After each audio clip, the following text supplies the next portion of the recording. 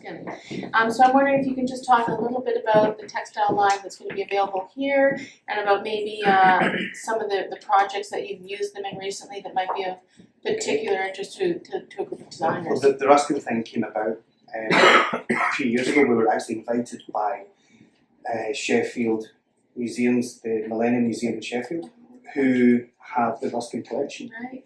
and they wanted to promote designers or anyone really to come and actually use this sadly underused collection for research purposes, and to then go and do something with it. So we were invited down. We spent 3 days going through their archive, which was utterly amazing. The collection was so expansive, so detailed, stuff that had never been published before as well.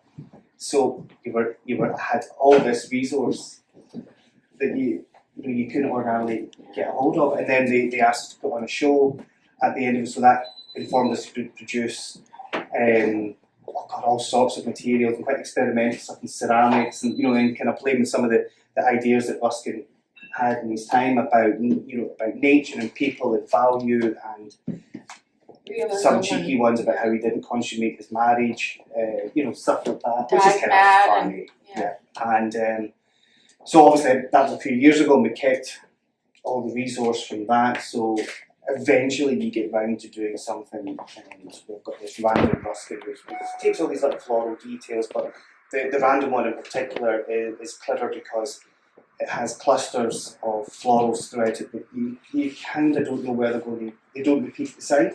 So when you put the paper onto the wall, it's quite random as to where these clusters will appear because of how they're printed within it.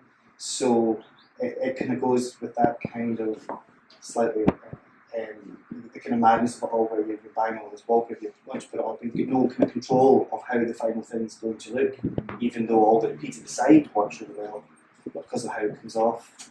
So that kind of plays with this kind of idea of the kind of wealth of nature and the unpredictability of it all. And we haven't used it in many places because it's not that something out for that. It's quite new. So we have a fabric version, so it looks arguably quite delicate and floral, but when you actually put it onto a wall and you see these big clusters of florals appearing possibly in quite an awkward place, if you've got something to do, but that's kind of like that. That's part of the